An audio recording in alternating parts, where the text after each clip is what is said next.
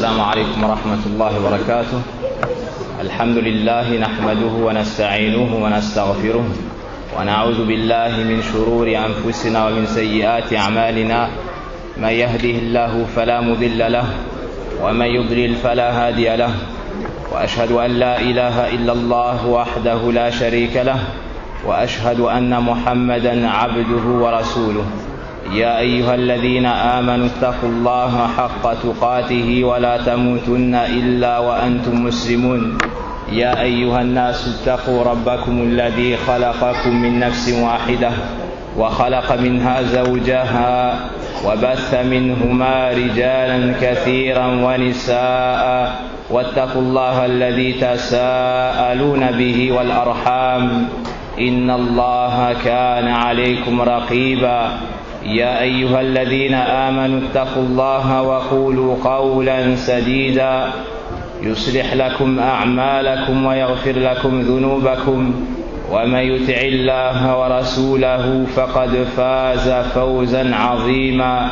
أما بعد، فإن أصدق الحديث كتاب الله جل وعلا، وخير الهدي هدي محمد صلى الله عليه وسلم، وشر الأمور محدثاتها، وكل محدثة بدعة، وكل بدعة ضلالة، وكل ضلالة في النار. أيها الناس، أخرج الإمام البخاري ومسلم من حديث أبي عبد الله النعمان بن بشير رضي الله عنه أن النبي صلى الله عليه وسلم قال: إن الحلال بين وإن الحرام بين وبينهما أمور مشتبهات لا يعلمهن كثير من الناس. وفي نهاية الحديث قال الحبيب صلى الله عليه وسلم: ألا وإن في الجسد مضغة إذا صلحت صلح الجسد كله، وإذا فسدت فسد الجسد كله، ألا وهي القلب. ألا وهي القلب. Après avoir loué Allah subhanahu wa ta'ala et prié sur ce noble prophète et messager Mohammed sallallahu alayhi wa sallam, je disais que le prophète sallallahu alayhi wa sallam nous dit dans un hadith: il y a certes dans le corps un morceau de chair. S'il est sain, l'ensemble du corps le sera. Et s'il est corrompu, s'il est mauvais, l'ensemble du corps le sera. C'est le cœur. C'est le cœur. Tu comprends de cela, cher frère, que le cœur est la partie du corps qui a la plus grande importance dans le corps humain. Et c'est pour cela que le prophète Ibrahim alayhi salam a invoqué Allah subhanahu wa ta'ala afin d'avoir un cœur pur. يوم لا ينفع مال ولا بنون إلا من أتى الله بقلب سليم. Allah subhanahu wa ta'ala nous dit dans le Coran: le jour où ni argent ni enfant sera profitable, si ce n'est pour celui qui rencontrera Allah avec un cœur saint, avec un cœur propre. Al-Allamat ibn al-Qayyim rahimahullah ta'ala nous dit: le cœur saint, c'est le cœur qui a été purifié de toute politéisme, le grand ainsi que le petit, purifié de toute innovation et éloigné des passions. وها نحن في زمن عظمت الغفلة، اشتد النسيان وكثرت الذنوب والمعاصي، ولا حول لنا ولا قوة إلا بالله العلي العظيم. فإذا عرفت أن صلاح العبد بصلاح القلب، يجب عليك يا عبد الله أن تتعلم وسائل إصلاح القلوب. ولا أعظم ولا أفضل لإصلاح القلوب من الوحي مما أنزل الله سبحانه وتعالى على نبيه محمد صلى الله عليه وسلم. القرآن الكريم القرآن الكريم أفضل ما يصلح القلوب. Après avoir compris que le membre le plus important en toi était le cœur, après avoir compris que si ce membre était bon, l'ensemble du corps le sera, sache que tu dois en prendre soin. Tu dois en prendre soin. Et nous vivons à une époque où l'insouciance s'est accaparée le cœur de la plupart des serviteurs. Les gens ont oublié pourquoi est-ce qu'ils ont été créés. Les gens se sont éloignés du but pour lequel Allah Azza wa Jalla les a créés. وَمَا خَلَقْتُ الْجِنَّ وَالْإِنسَ إِلَّا لِيَعْبُدُونَ. Ils sont donc tombés dans les péchés et ont tardé à se repentir, car ils ont une illusion qui est طول الأمل. Ils se voient une longue espérance de vie. Tu dois donc chercher, chers frères, les causes qui vont purifier ton cœur afin de sortir de cette insouciance. Et le cœur le plus éloigné de son Seigneur, c'est le cœur dur. القلوب القاسية أبعد ما تكون عن الله تبارك وتعالى. Les cœurs durs ne répondent pas à l'appel d'Allah subhanahu wa ta'ala. Et les cœurs durs ne répondent pas à l'appel du prophète sallallahu alayhi wa sallam. Alors qu'Allah nous dit dans le Coran, répondez à l'appel d'Allah et de son messager lorsqu'il vous appelle. Lorsqu'il vous appelle à ce dans quoi il y a la vie pour vos cœurs, ou bien ce dans quoi il vous donnera la vie. Et le meilleur rappel pour se soigner, le meilleur rappel pour adoucir ces cœurs durs est ce qui nous est venu dans le Coran. Et parmi ce qu'Allah subhanahu wa ta'ala nous a cité dans le Coran, ce Coran avec lequel les cœurs s'adoucissent, les cœurs se tranquillisent. Ala bi dhikrillahi tatma'innul qulub. Ce Coran comprend tout le bien. Ce Coran est la meilleure guidée. Et un des remèdes qu'Allah nous a mis dans le Coran pour soigner les cœurs durs et pour enlever cette insouciance, dhikrul maut. Dhikrul maut, le fait de se souvenir de notre mort, le fait de se souvenir de la mort. Nihayatu kulli hayy illa rabbul izzati wal jabarut subhanahu wa ta'ala. Al-insu wal jinnu yamutun wa yabqa rabbuna subhanahu wa ta'ala. وقد قال النبي صلى الله عليه وسلم أكثروا من ذكر هادم اللذات يعني الموت. Et le prophète صلى الله عليه وسلم nous dit, le prophète صلى الله عليه وسلم nous dit, rappelez-vous souvent celle qui met fin à tous les plaisirs. De quoi est-ce que le prophète sallallahu alayhi wa sallam nous parle dans ce hadith? De la mort. De la mort. Le prophète sallallahu alayhi wa sallam nous conseille et nous oriente à souvent nous rappeler de la mort, car elle coupe tous les plaisirs et elle enlève l'insouciance. Elle nous rappelle la sagesse pour laquelle Allah subhanahu wa ta'ala nous a créés. Elle nous fait penser à nos péchés afin qu'on puisse se rappeler.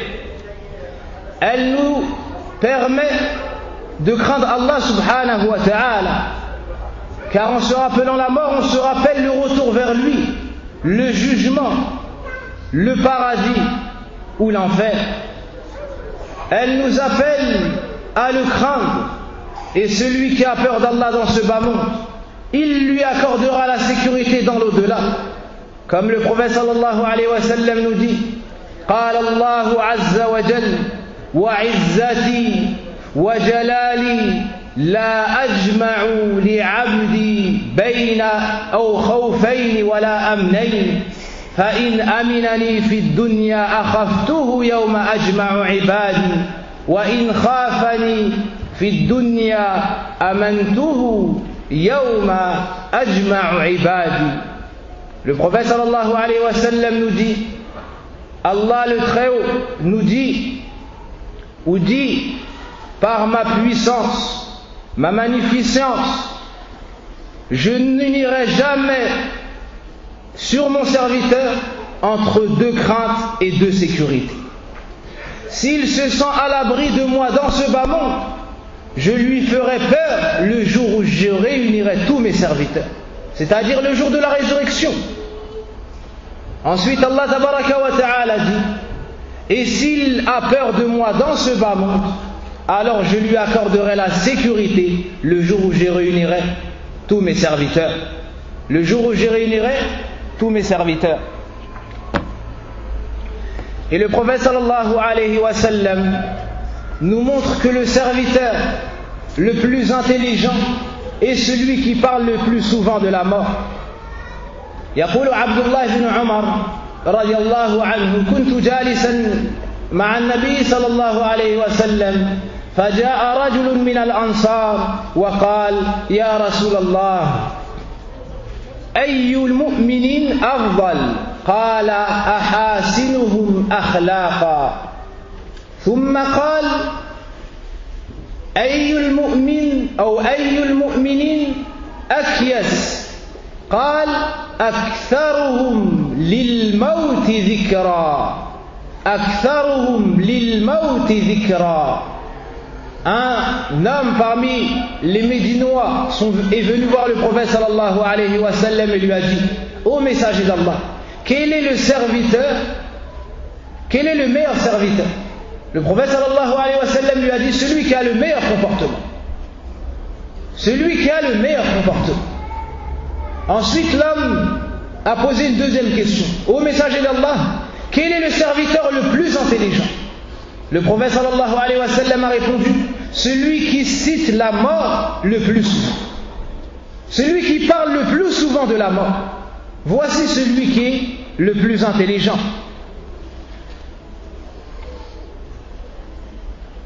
أخرجه مالك في الموطأ وابن ماجه.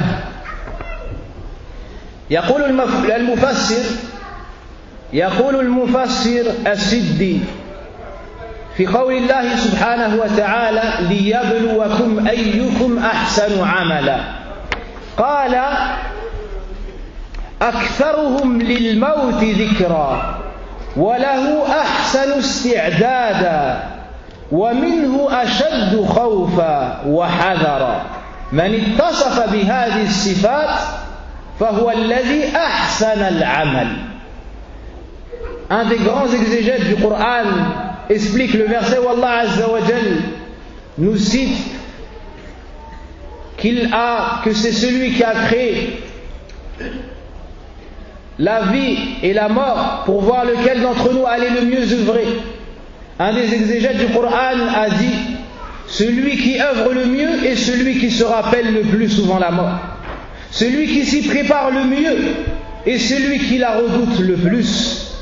Celui qui la redoute le plus, pourquoi? Car celui qui se rappelle de la mort, cela va couper ses plaisirs. Cela va le détacher de ce bas monde qui n'a aucune valeur auprès d'Allah Azza wa Jal.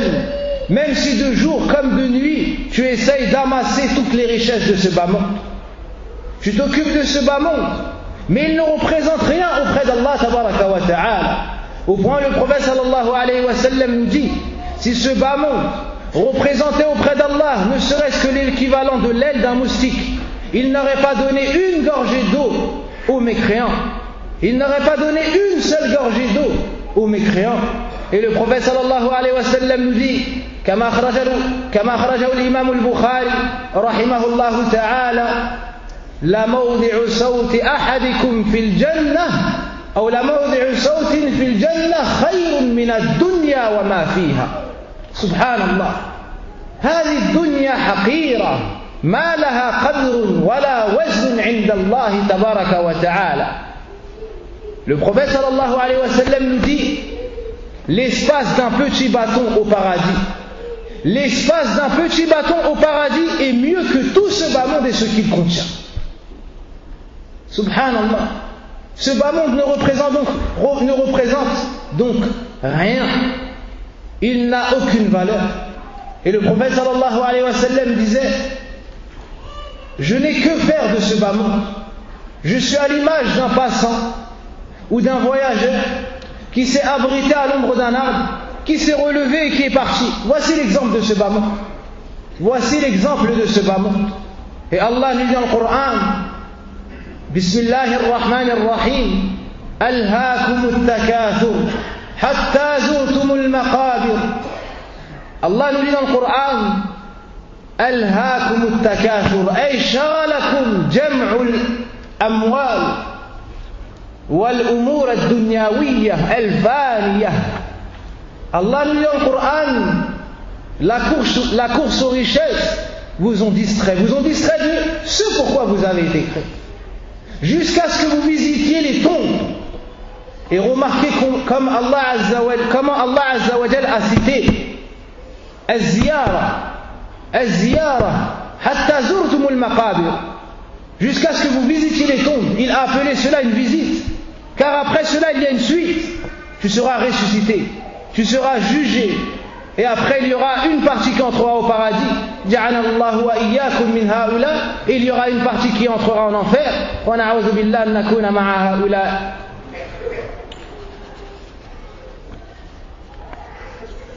Nous devons donc nous arrêter un instant, méditer et faire nos comptes. Méditer et faire nos comptes, ce qu'on appelle muhasabatun nafs. Cher frère, j'ai une question à te poser. Cher frère, j'ai une question à te poser. À quand remonte la dernière fois où tu t'es assis entre toi et tes actions? À quand remonte la dernière fois où tu as fait tes propres comptes, où tu as regardé ceux qui étaient pour toi et ceux qui étaient contre toi?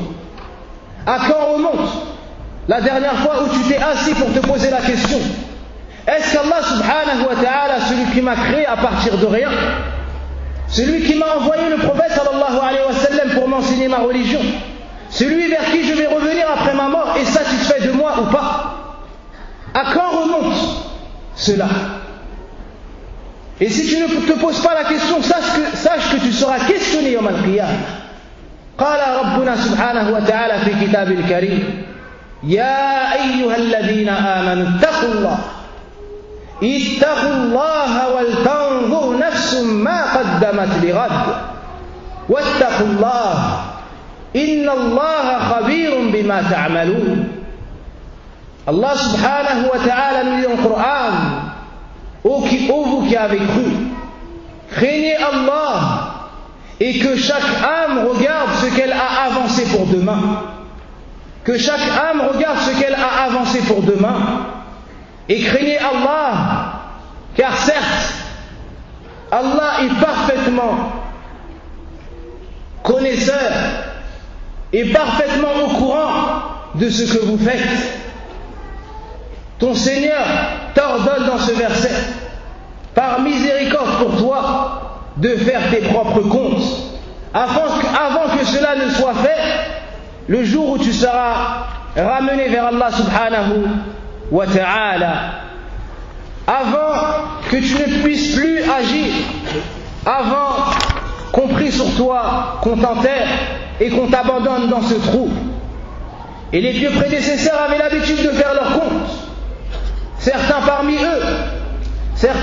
eux passaient des nuits entières à se poser cette question. Subhanallah. Des nuits entières à se poser cette question. Et un homme parmi les pieux prédécesseurs, régulièrement, il n'arrivait pas à trouver le sommeil. Subhanallah. Il n'arrivait pas à dormir, il se tournait et se retournait dans son lit. Ensuite, il se levait. فَتَسْأَلُهُ ابْنَتُهُ يَا أَبَتِ مَا لَكَ لَا تَنَامُ وَالنَّاسُ نِيَامٌ فَيُجِيبُهَا يَا بِنْتِي شغلني ذكر الموت عن النوم يا بنتي شغلني ذكر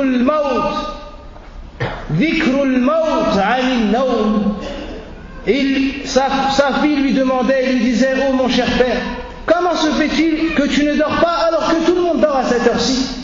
Et il répondait à sa fille: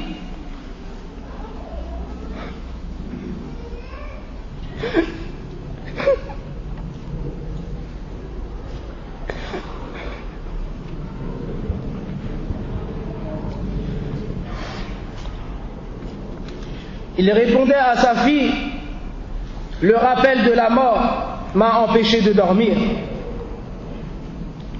كان يزيد الركاشي يقول: ويحك، يخاطب نفسه: ويحك يا يزيد، من ذا الذي يصلي عنك بعد الموت؟ ويحك يا يزيد، من ذا الذي يصوم بعد الموت؟ ثم يصيح: أيها الناس ألا تبكوا لأنفسكم بقية حياتكم من الموت أو بقية حياتكم. من الموت موعده والقبر بيته والثرى فراشه والدود أنيسه، وهو مع هذا منتظر الفزع الأكبر كيف حاله؟ ثم يبكي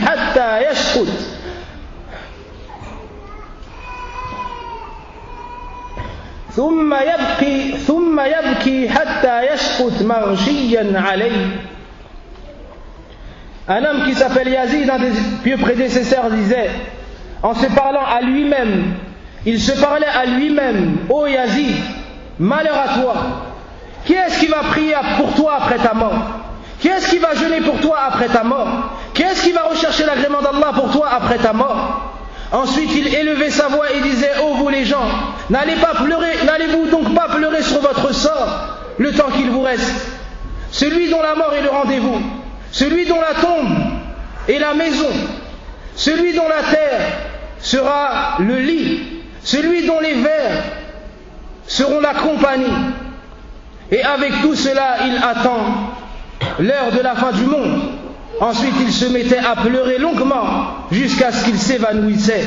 Rahimahullahu ta'ala.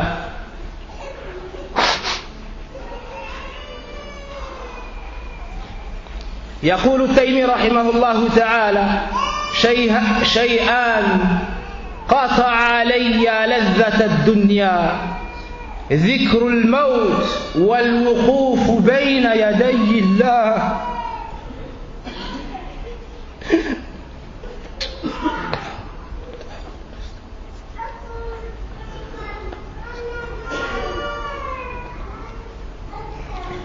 At-Taymi disait: il y a deux choses qui m'ont coupé tous les plaisirs de ce bas monde.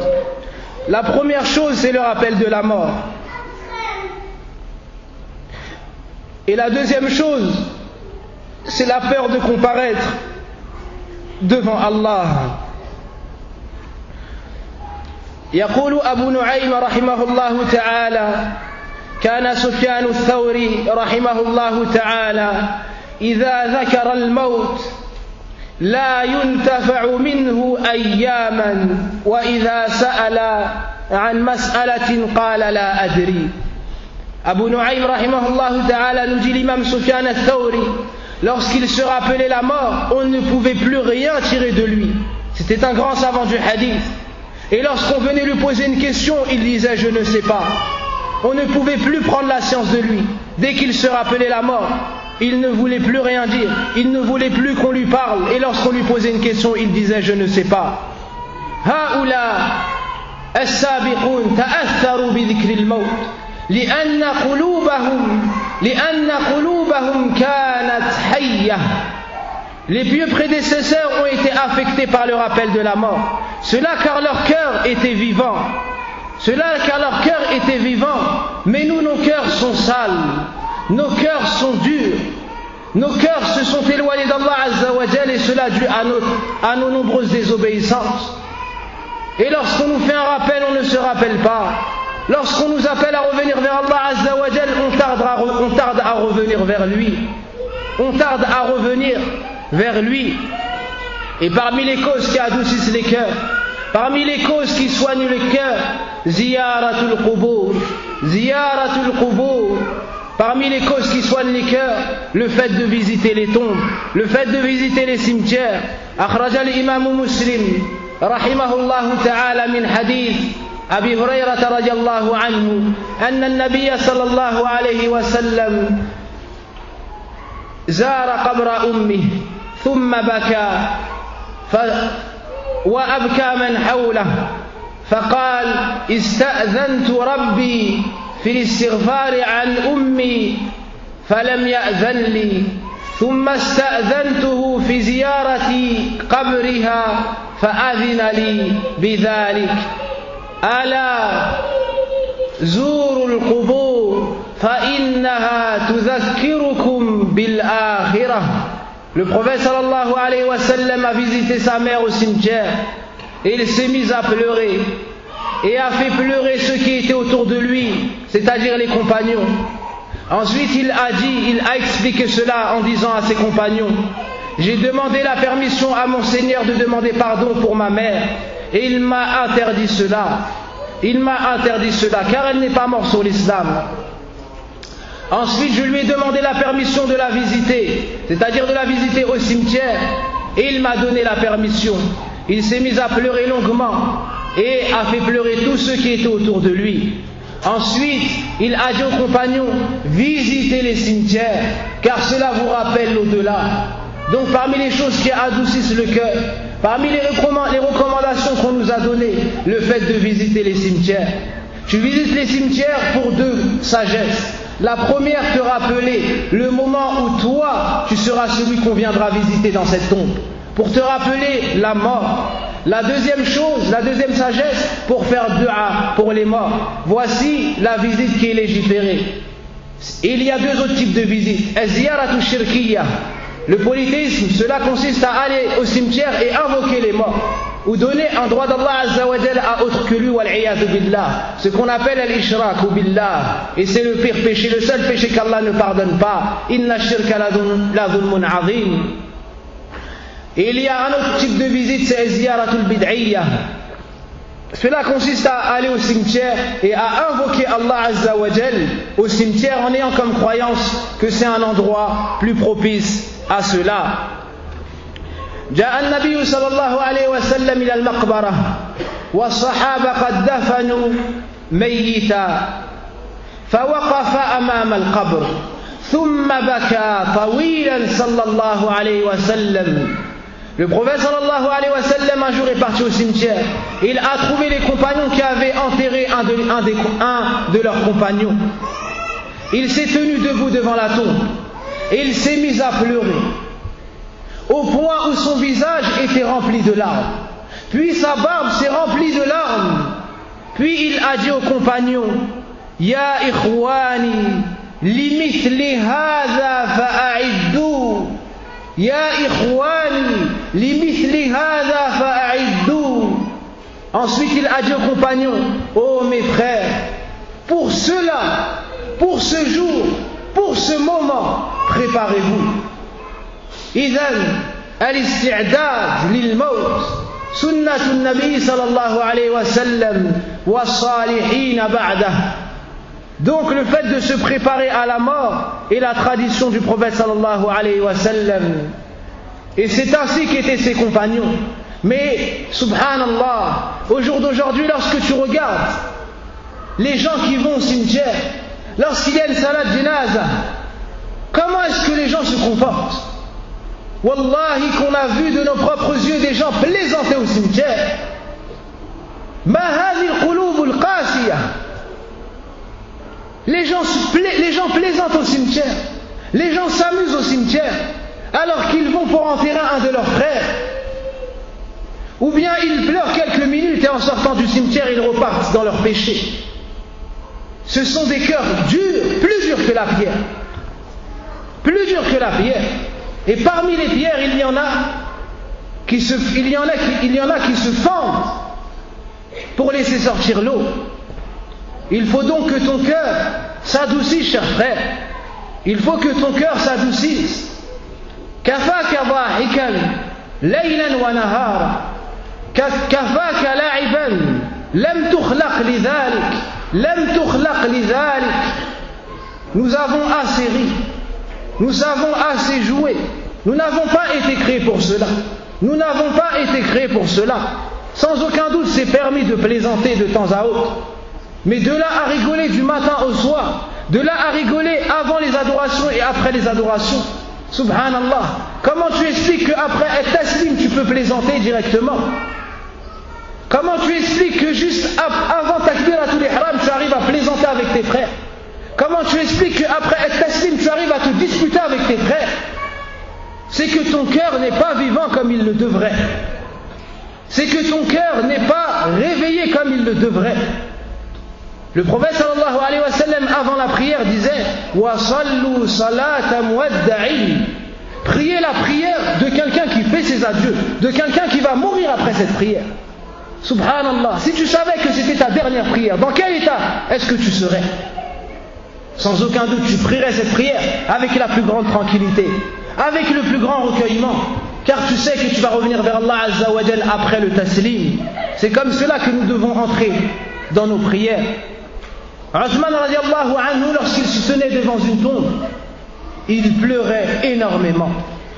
On lui disait tadhkuru al-jannata wan-nar wa la tabki wa tadhkuru al-qabr tabki bukaka hadha.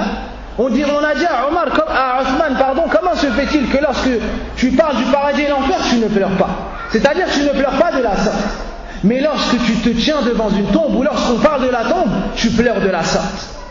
Il a expliqué cela en disant Sami'tu ar-Rasul sallallahu alayhi wa sallam yaqul. J'ai entendu le messager d'Allah sallallahu alayhi wa sallam dire Innal qabra awwalu manazil al-akhirah. J'ai entendu le messager d'Allah sallallahu alayhi wa sallam dire la tombe est la première étape de l'au-delà. Si cette étape se passe bien, tout ce qui se passera après sera plus facile. Et si ça se passe mal, tout ce qui se passera après sera plus difficile. Il se mettait à pleurer, radiallahu anhu, alors que le prophète sallallahu alayhi wa sallam lui annonçait la bonne nouvelle de son vivant plus d'une fois. Mais c'est ainsi qu'il craignait Allah subhanahu wa ta'ala. Celui qui se rappelle de la mort demandera pardon à Allah pour ses péchés. Il demandera pardon à Allah pour ses péchés. قال ربنا سبحانه وتعالى في كتابه الكريم وتوبوا إلى الله جميعا أيها المؤمنون لعلكم تفلحون. وقال تبارك وتعالى قل يا عبادي الذين أسرفوا على أنفسهم لا تقنطوا من رحمة الله لا تقنطوا من رحمة الله إن الله يغفر الذنوب جميعا إنه هو الغفور الرحيم. Allah nous dit dans le Coran, et repentez-vous, ô serviteurs, et repentez-vous tous à Allah afin que vous récoltiez le succès. Et Allah nous dit également dans son livre, dit ô vous mes serviteurs qui avez commis de nombreux excès à votre propre détriment, ne désespérez pas de la miséricorde d'Allah, car certes Allah est celui qui pardonne l'ensemble des péchés, c'est lui le pardonneur et le miséricordieux. Parmi les causes qui vont adoucir ton cœur et te rappeler l'au-delà, majalisu dhikr wa talibul ilm al-shar'i. Parmi les plus grandes causes qui vont adoucir ton cœur et t'enlever cette insouciance, l'apprentissage de ta religion. L'apprentissage de ta religion et le fait d'assister aux assises de sciences, aux conférences, de prendre des cours, d'apprendre sa religion, d'écouter les exhortations, celles qui sont basées sur le Coran et la Sunna, ainsi que les paroles des pieux prédécesseurs. Dans cela, il y a tout le bien. Ceci est un chemin qui mène vers le paradis. Ceci est un chemin qui enlève l'insouciance. قال النبي صلى الله عليه وسلم من سلك طريقا يلتمس فيه علما سهل الله له به طريقا إلى الجنة. Celui qui emprunte un chemin à la recherche de la science, par ce chemin Allah lui facilite un chemin vers le paradis. Celui qui assiste à ses assises, son cœur s'adoucira. il craindra Allah Azza wa Jal car il va mieux le connaître. Innama yakhsha Allah min ibadi al-ulama. Allah dit dans le Coran, les seuls qui craignent véritablement Allah sont les savants. C'est pour cela que le prophète sallallahu alayhi wa sallam a dit aux compagnons: Law ta'lamuna ma a'lam, law ta'lamuna ma a'lam, la dhahiktum qalila, wa la bakaytum kathira, wa la bakaytum kathira. فغطى الصحابة رؤوسهم ولهم أنين أي صوت تخرج من الخيشوم. Le prophète sallallahu alayhi wa sallam était celui qui connaissait le mieux Allah, celui qui se rappelait le plus Allah, celui qui évoquait le plus Allah. C'est pour cela qu'il était celui qui craignait le plus Allah. Il dit aux compagnons: si vous saviez ce que je sais, si vous saviez ce que je sais, vous ririez bien moins et vous pleuriez bien plus. Vous avez entendu ce hadith, chers frères? Dans quel état est-ce que vous êtes? Voici notre état.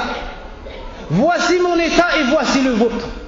Maintenant, je vais vous dire l'état des compagnons lorsque le prophète sallallahu alayhi wa sallam leur a dit ce hadith.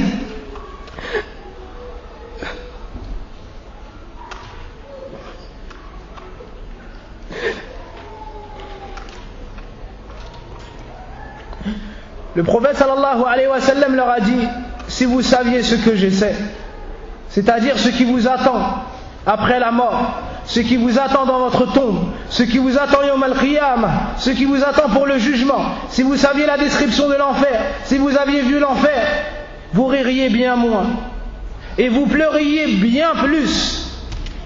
Ensuite, celui qui rapporte le hadith nous dit: les compagnons ont couvert leur tête et ils se sont mis à pleurer et on entendait le son qui sortait de leur nez. Voici la réaction de celui qui a un cœur vivant.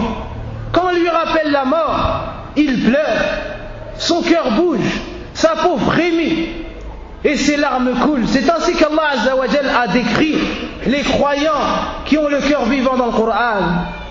إنما المؤمنون الذين إذا ذكر الله وجلت قلوبهم.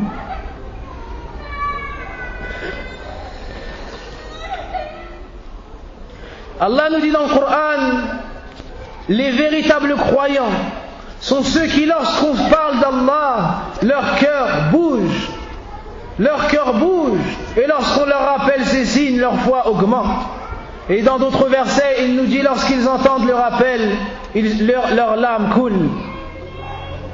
Et dans de nombreux versets, Allah subhanahu wa ta'ala nous cite la mort et ce qui attend les gens après la mort. Nous devons donc nous préparer. Al-Qahqah Ibn Hakim nous dit: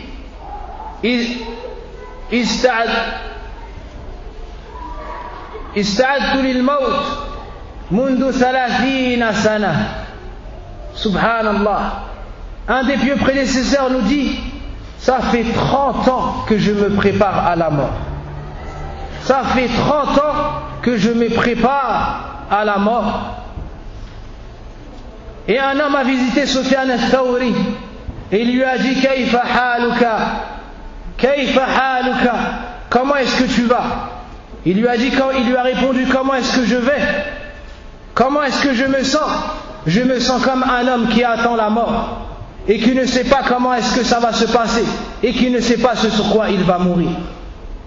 Il a vu un homme dans la mosquée qui lui a dit: ça fait 30 ans que je suis dans cette mosquée et j'attends juste que la mort me vienne. Ça fait 30 ans que je fréquente la mosquée et j'attends juste le moment où la mort me viendra. Parmi les causes qui adoucissent le cœur, le fait d'assister au dernier moment d'un homme qui est en train de mourir. Le fait d'assister au dernier instant de la vie d'une personne. Al-Hassan al-Basri a visité quelqu'un qui était malade. Il était en train de décéder. Il était dans les affres de la mort. Lorsque Al-Hassan a vu cela, lorsqu'il a vu la difficulté qui était en train de toucher cet homme, son visage a changé de couleur. Son visage a changé de couleur. Puis il est rentré chez lui. فقالت له أهله الطعام. Lorsqu'il est rentré chez lui, son épouse lui a dit, le repas est prêt. Le repas est prêt. فقال الحسن رحمه الله تعالى بعدما أن تأثر بشدة ما رأى قال عليكم بطعامكم وشرابكم فإني شهدت منظرا لا أزال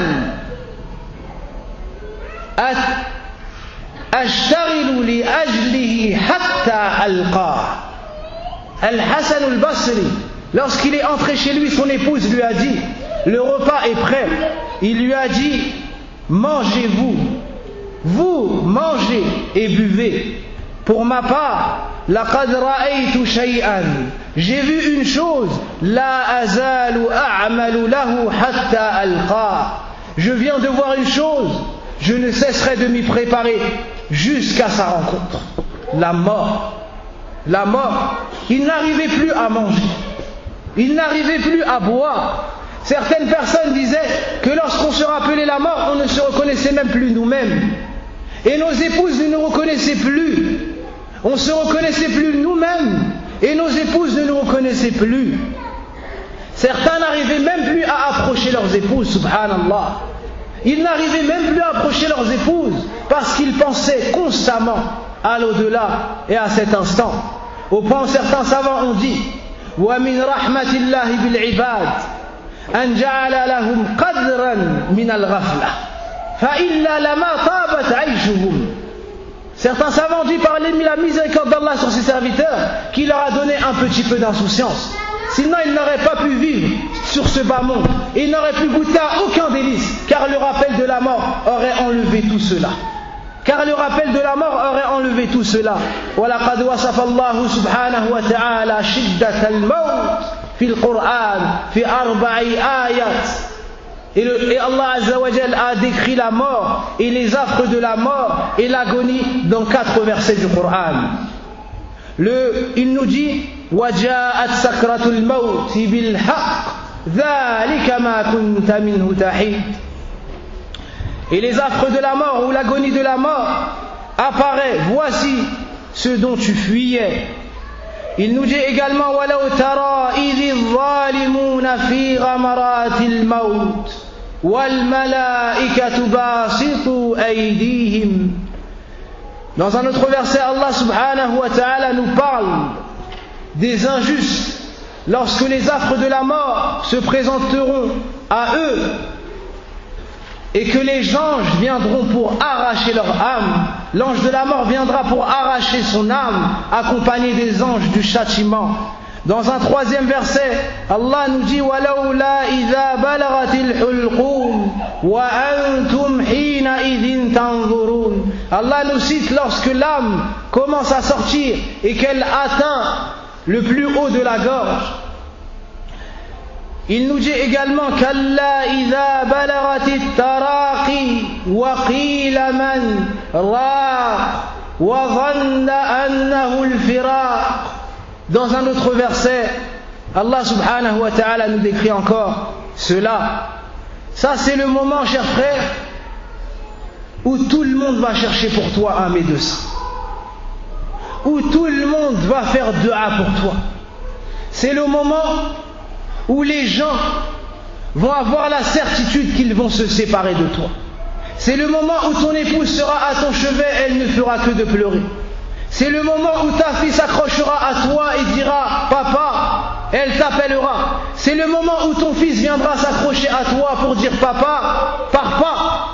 Mais personne ne pourra rien pour toi. Tes amis vont se rappeler de toi. Tes amis vont te visiter. Certains vont essayer de te faire ruqya. D'autres vont ramener les médecins. D'autres vont ramener des imams pour faire ruqya, pour savoir comment se comporter, quoi faire. D'autres vont venir pour faire la sunna, te rappeler Allah, te citer tes bonnes actions, faire en sorte que tu aies raja, l'espoir. Car le prophète sallallahu alayhi wa sallam dit amsikul awlad, Retenez vos enfants.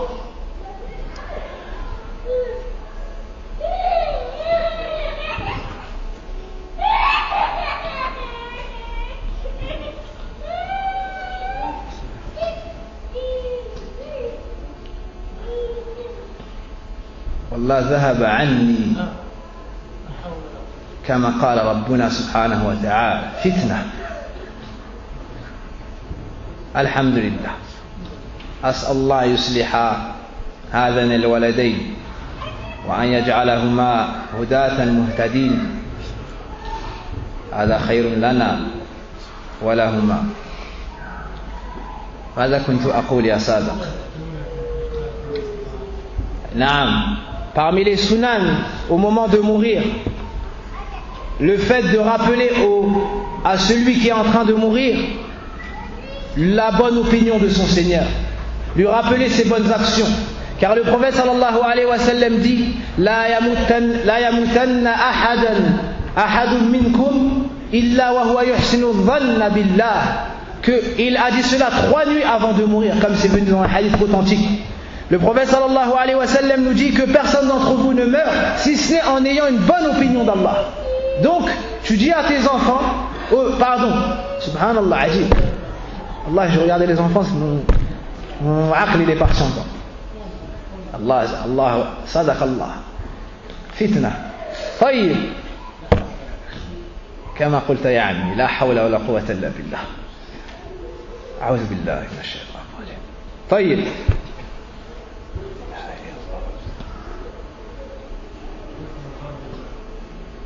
Lorsque la personne est en train de mourir, rappelle-lui ses bonnes actions. Rappelle-lui le bien qu'elle a fait dans ce bas monde. Rappelle-lui la vasteté de la miséricorde d'Allah subhanahu wa ta'ala. Pour qu'au moment où il meurt, il pense que du bien d'Allah subhanahu wa ta'ala. Pour qu'il espère rencontrer son Seigneur. Rappelle-lui cela. Et certains parmi les plus prédécesseurs, au moment de mourir, ont appelé les savants. Et leur ont dit Zakiruni bi ahadithi rukhas. Rappelez-moi les hadiths qui montrent la douceur d'Allah, la miséricorde d'Allah, afin de mourir avec une bonne opinion d'Allah subhanahu wa ta'ala. Et le hadith pour cela est le hadith dans Sahih Muslim, le hadith de Jabir rahimahullahu ta'ala.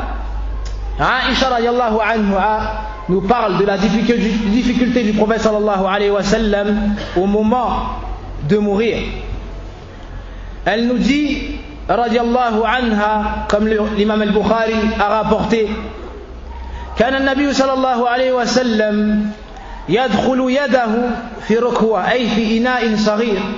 Au moment de mourir, le prophète sallam avait un petit récipient à côté de lui. Il rentrait sa main dans le récipient. ويمسح وجهه. Il rentrait sa main dans le récipient, mouillait sa main et il s'essuyait le visage. Et disait La ilaha illallah, inna lil mawti sakarat. La ilaha illallah, inna lil mawti sakarat. Thumma nasaba yadah wa qala fi ar-rafiq al-a'la, fi ar-rafiq al-a'la. Thumma kharajat ruhuhu sallallahu alayhi wa sallam. Aïcha nous décrit le dernier instant de la vie du prophète sallallahu alayhi wa sallam. Elle nous dit qu'il avait un récipient à côté de lui et il souffrait. Et il souffrait. Fatima radiallahu anha, lorsqu'elle est rentrée, a vu son père dans cet état. Elle a dit Ya wa karba abata, oh combien mon père souffre, combien est élevée la souffrance de mon père.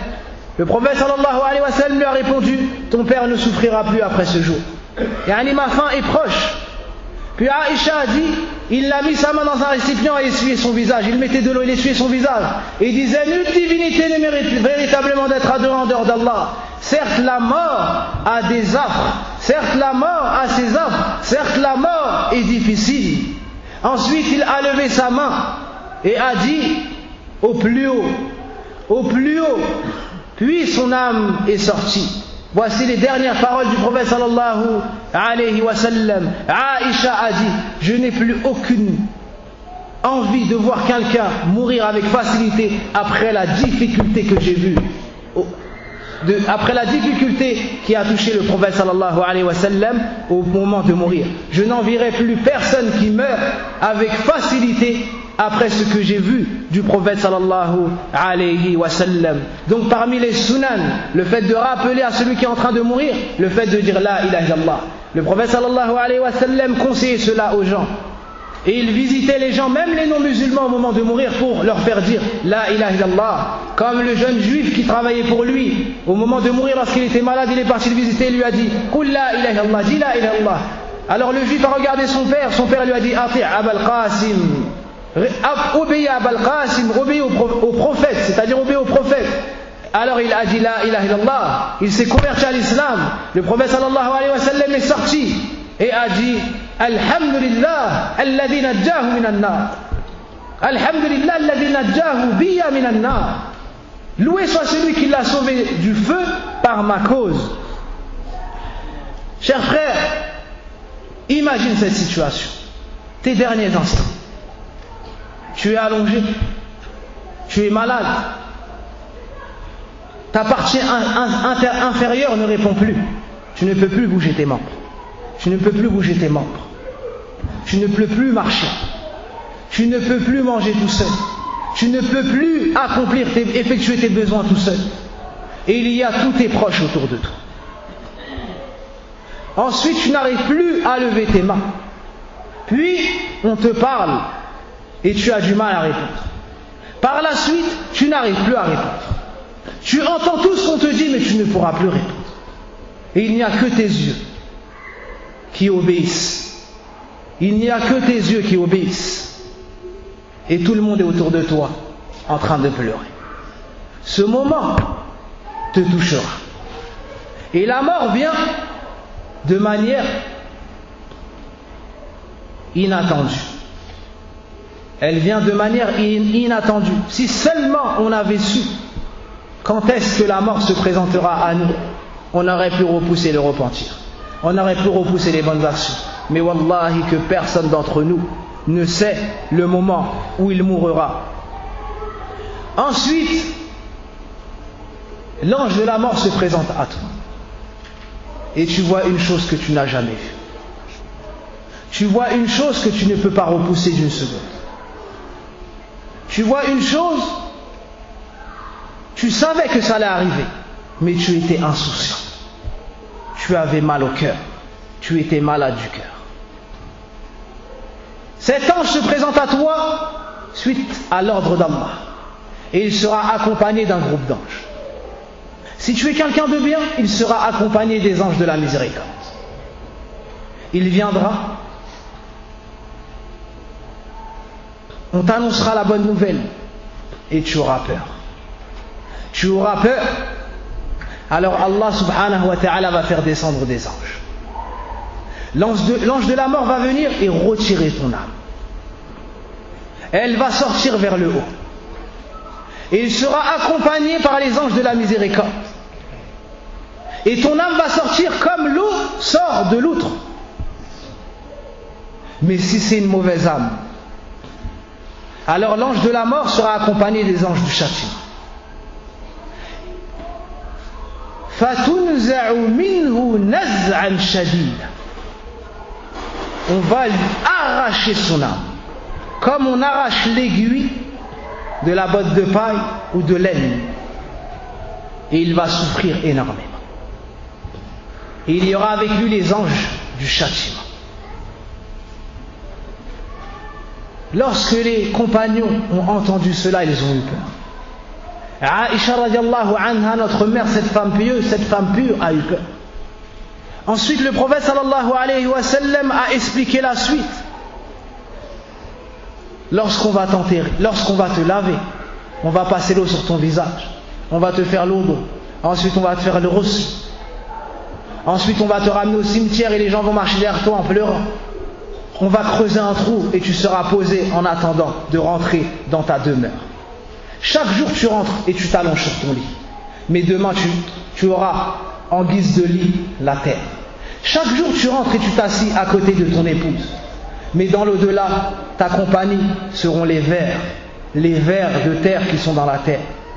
Dans ce bas monde, lorsque tu te sens seul, tu vas trouver tes amis et ta famille. Mais dans ce trou, tu seras seul et personne ne pourra venir t'aider. Ensuite, ils vont te faire descendre dans ce trou. Ils vont te faire descendre dans ce trou. Puis, les gens que tu aimais le plus vont jeter sur toi la terre. Ils vont jeter sur toi la terre. Ensuite, ils vont repartir après avoir fait dua pour toi. À ce moment-là, tu vas entendre leurs pas. Tu vas entendre leurs pas et ils vont repartir. Lorsque tu es venu au cimetière, tu étais accompagné de 3 choses. Ta famille, tes richesses et tes actions. Le prophète sallallahu alayhi wa sallam nous dit, il y a 2 choses qui vont revenir. Ta famille et tes biens. Et il y a une seule chose qui va rester.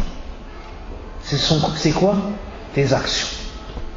Tous ceux qui t'aiment, tous ceux que tu aimes, tous ceux que tu fréquentes et avec qui tu restes, tous ceux que tu fais devancer devant Allah Azza wa Jal, wallahi qu'ils vont t'abandonner ce jour-là. Wallahi qu'ils vont t'abandonner ce jour-là. Ton épouse, elle va se remarier. Tes amis vont t'oublier. Ton argent, on va l'hériter. Qui sera alors ton meilleur ami? Quelle est la meilleure chose? Quel est le meilleur compagnon? Wallahi alladhi la ilaha ghayruh. Ce sont les bonnes actions. Le prophète sallallahu alayhi wa sallam a dit, il ne restera que les bonnes actions avec lui. Ensuite, il y a ce qu'on appelle l'étreinte de la tombe. Dammatul qabr. Personne ne pourra y échapper. Ta tombe se resserre. Et ça fait très mal à la personne.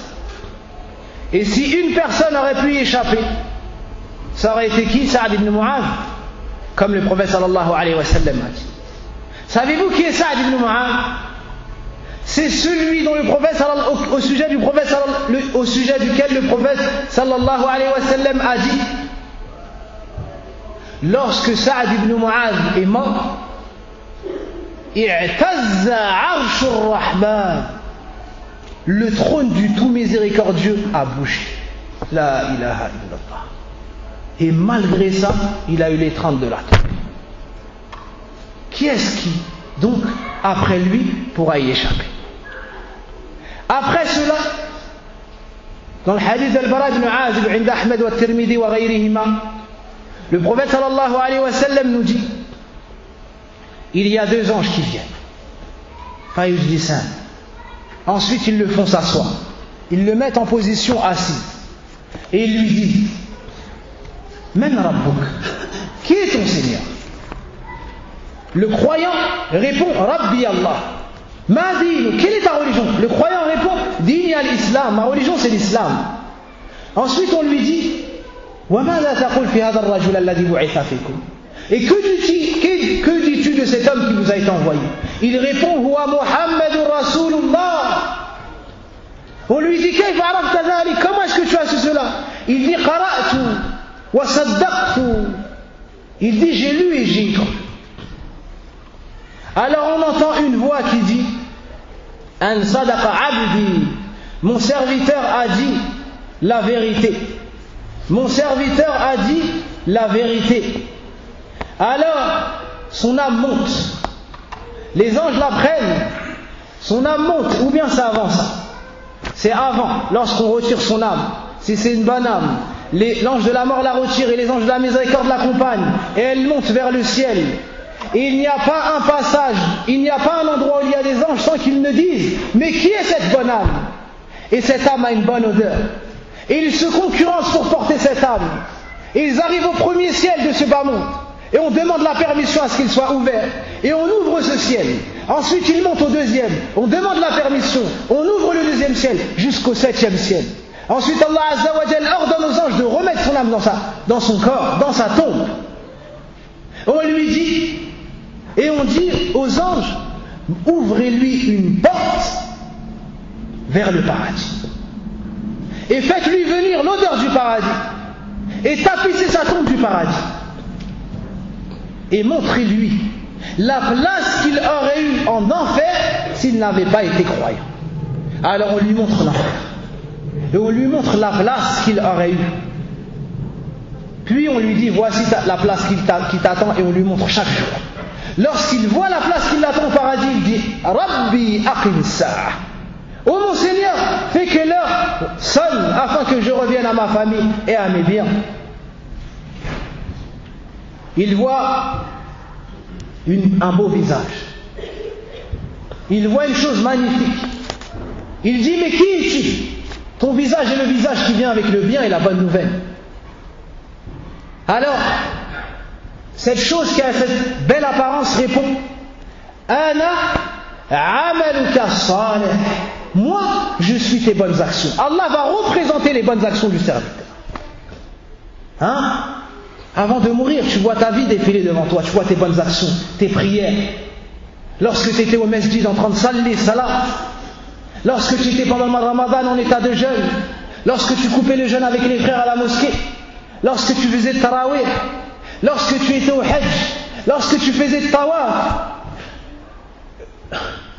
lorsque tu étais debout à Arafat et que tu levais tes mains en invoquant Allah Azza wa Jal qu'il te pardonne tout ton passé, lorsque tu restais auprès de ta mère, lorsque tu te levais dans les ténèbres de la nuit pour invoquer Allah Azza wa Jal, tu te rappelles de tout ça. Ben voici comment Allah Azza wa Jal a représenté tout ça. Un visage magnifique. Il dit, je suis les bonnes actions. Wallahi, je t'ai toujours connu. Ensuite il dit, je t'ai toujours connu motivé dans le bien. Tu t'empressais dans les bonnes actions. Et tu étais l'homme face à la désobéissance d'Allah subhanahu wa ta'ala. En ce qui concerne le pécheur, ou bien en ce qui concerne al-fajir ou al-munafiq, l'hypocrite ou le pervers, le prophète sallallahu alayhi wa sallam dit, 2 anges vont venir. Ils vont le faire s'asseoir. Et ils ont avec eux une matraque. S'ils avaient mis un coup sur une montagne, cela serait devenu que poussière.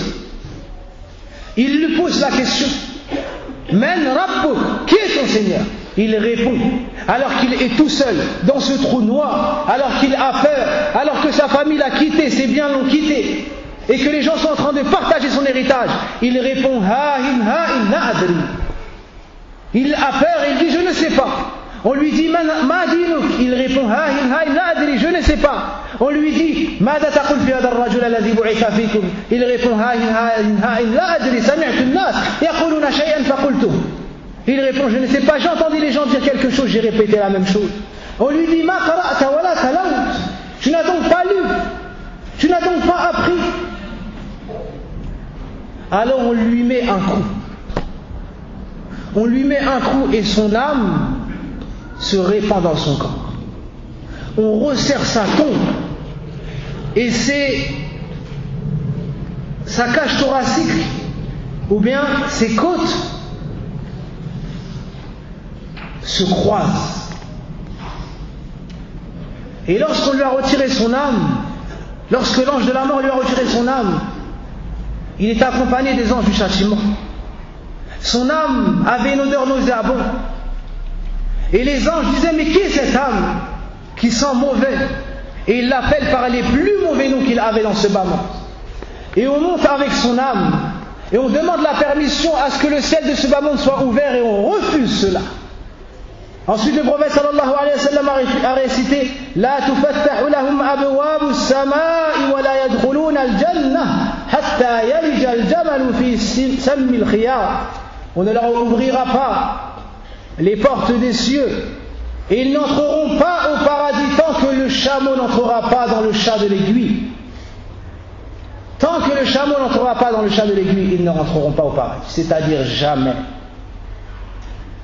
Ensuite Allah va dire, Uktubu kitab abdi fi sijjil fil ardi sufla.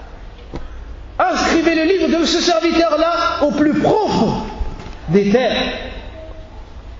Ensuite on va jeter son âme du ciel, on va jeter son âme vers le bas. Ensuite, le prophète sallallahu alayhi wa sallam a répondu: "Wa man yushrik billahi fakannama kharra min as-samaa fatakhtafuhu at-tayru aw tahwi bihi ar-rih fi makanin sahih." Ensuite, le prophète sallallahu alayhi wa sallam a récité le verset où Allah azza wa jalla nous cite la situation de l'associateur qui est associé à Allah. Et celui qui donne des associés à Allah, c'est comme s'il était tombé des cieux et que les oiseaux le happaient ou qu'il était propulsé dans un vent.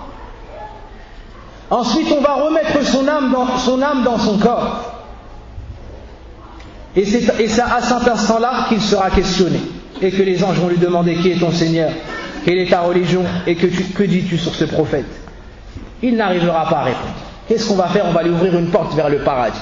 On va lui dire: voici la demeure que tu aurais eue si tu avais été croyant. Subhanallah. Voici la demeure que tu aurais eue si tu avais été croyant. Et sa tombe va se resserrer sur lui. Ensuite, on va ordonner à ce que le souffle de l'enfer lui parvienne dans sa tombe. Et on va tapisser sa tombe de l'enfer. Et on va lui montrer sa place qui l'attend en enfer. Et à ce moment-là, il dira: Rabbi la tuqim as-sa'a. Ô mon Seigneur, fais que l'heure de la fin du monde ne retentisse pas. Fais que l'heure de la fin du monde ne retentisse pas. Tout cela peut appeler certains à se dire: comment est-ce qu'on va être sauvé de ce moment qui est terrible? Comment est-ce qu'on va être sauvé de ce moment qui est terrible? Ya akhal islam, i'lam anna Allah subhanahu wa ta'ala lahu al-asma'ul husna was-sifatul 'ula, wa min asma'ihi tabaraka wa ta'ala ar-rahmanur rahim, al-ghafur, arhamur rahimin. Allah subhanahu wa ta'ala a des noms. Celui qui les médite le connaîtra. Parmi ces noms, le tout miséricordieux, Ar-Rahman Ar-Rahim, le très miséricordieux. C'est celui qui a la miséricorde vaste, celle qui englobe toutes choses. Sache qu'Allah subhanahu wa ta'ala a créé sans miséricorde. Il en a fait descendre une sur terre. Par cette miséricorde, les gens se font miséricorde les uns les autres. Et par cette miséricorde, l'animal sauvage fait miséricorde à son petit. Ensuite, le prophète sallallahu alayhi wa sallam a dit: écoute ça mon frère, a dit, il a gardé les 99 autres miséricordes pour le jugement dernier, pour les croyants. Allahu akbar. هذه هي رحمة الله سبحانه وتعالى التي خلقها، فما ظنك برحمته صفة. Ça c'est une miséricorde qu'Allah a créée. Et Allah, lui, c'est le tout miséricordieux et a comme attribut qu'il n'est pas créé Ar-Rahma. Allah, c'est At-Tawwab, le grand accueillant au repentir. C'est Al-Ghaffar, celui qui pardonne les péchés de son serviteur. Puis qui pardonne les péchés de son serviteur et qui ne cesse de le pardonner. Donc demande pardon à Allah et il te pardonnera. Et le shaitan veut que tu désespères de la miséricorde d'Allah. Il dit dans un hadith: wa izzatika wa jalalika ya Rabb la abrahu ay la azal أغوي عبادك ما دامت أرواحهم في صدوره. فأجاب ربنا تبارك وتعالى وتقدست أسماؤه وعلت صفاته: وعزتي وجلالي لا أبرح أغفر لهم ما داموا استغفروني. Subhanallah, Subhanallah. Al-Shaytan, comme c'est vu dans le hadith sahih, a dit à Allah: par ta puissance, ya Allah, il a dit wa izzati, et il s'est arrêté là. par ta puissance, ya Allah, je ne cesserai d'égarer tes serviteurs, de tenter d'égarer tes serviteurs, tant que leurs âmes seront dans leur poitrine, dans leur corps. C'est-à-dire tant qu'ils seront encore en vie. Allah lui a répondu, par ma puissance et ma majesté, je ne cesserai de leur pardonner leurs péchés, tant qu'ils me demanderont pardon. Allahumma anta rabbi la ilaha illa ant, khalaqtani wa ana abduka wa ana ala ahdika wa wa'dika ma istata'tu abu laka bi dhanbi abu laka bi ni'matika alayya abu laka bi dhanbi faghfir lana dhunubana Allahumma ighfir lana dhunubana Allahumma ighfir lana dhunubana Allahumma ighfir lana dhunubana. Le prophète sallallahu alayhi wa sallam nous dit, Yawm al-Qiyamah, Allah subhanahu wa ta'ala va faire venir son serviteur. Il va le couvrir et le cacher. Il va dire, oh mon serviteur, n'as-tu pas commis tel et tel péché? Il dira, si, oh mon Seigneur. N'as-tu pas commis tel et tel péché? Il répondra, si, oh Seigneur. Et il ne cessera de lui passer en revue tous ses péchés. Au point le serviteur pensera que c'est la fin pour lui et qu'il ira en enfer. À la fin de cela, Allah subhanahu wa ta'ala, Rabbuna tabaraka wa ta'ala, Al-Latif, Arhamur Rahimin, Al-Shakur, dira, Satartuha laka fid dunya. Tous ces péchés, je te les ai couverts et cachés dans ce bas. Wa ana aghfiruha laka al-yawm udkhul al-jannah. Dans ce bas monde, je t'ai couvert tes péchés. Et aujourd'hui, je te les efface et je te les pardonne tous. Rentre au paradis. Fala ilaha illallah. La ilaha illallah. Voici la miséricorde d'Allah.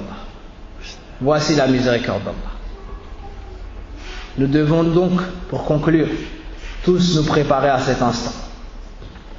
Et c'est la réalité et la certitude au sujet duquel il n'y a pas de doute, mais on ne voit pas les gens s'y préparer. On ne voit pas les gens s'y préparer. On ne voit pas les gens prendre leurs provisions. Alam ya'ni lilladhina amanu an takhsha'a qulubuhum li dhikrillah. ألم يأن للذين آمنوا أن تخشع قلوبهم لذكر الله وما نزل من الحق. Allah subhanahu wa ta'ala nous dit dans son livre,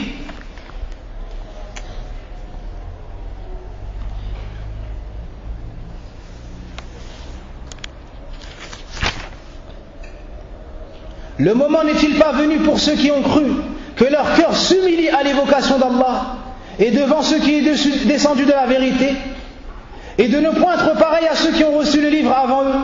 Ceux-ci trouvèrent le temps assez long, et leurs cœurs s'endurcissent, et beaucoup d'entre eux sont pervers. Regardez la gravité du cœur dur, regardez la gravité de Tulul Amal, regardez la gravité de ne pas se rappeler la mort, le délaissement des actions. Agissez aux serviteurs d'Allah avant qu'il soit trop tard. Ce bas monde ne représente rien. Ce bas monde, vous allez vous en séparer. اعلموا أنما الحياة الدنيا لعب ولهو وزينة وتفاخر بينكم وتكاثر في الأموال والأولاد كمثل غيث أعجب الكفار نباته ثم يهيج فتراه مصفرا ثم يكون حطاما وفي الآخرة عذاب شديد ومغفرة من الله ورضوان وما الحياة الدنيا إلا متاع الغرور. سابقوا إلى مغفرة من ربكم وجنة عرضها السماء والأرض أعدت للمتقين أعدت للذين آمنوا بالله ورسله ذلك فضل الله يؤتيه من يشاء والله ذو الفضل العظيم. وصل اللهم على نبينا محمد وعلى آله وصحبه وسلم. اللهم اغفر لنا ذنوبنا وكفر عنا سيئاتنا وتوفنا مع الأبرار. اللهم إنا نسألك حسن الخاتمة اللهم إنا نسألك حسن الخاتمة اللهم إنا نسألك حسن الخاتمة برحمتك يا أرحم الراحمين ونعوذ بك من سوء الخاتمة كما نعوذ بك من عذاب جهنم ومن عذاب القبر إنك أنت أرحم الراحمين وسبحانك اللهم وبحمدك أشهد أن لا إله إلا أنت أستغفرك وأتوب إليك. Il y a une personne qui voulait entrer dans l'islam, est-ce qu'elle est présente?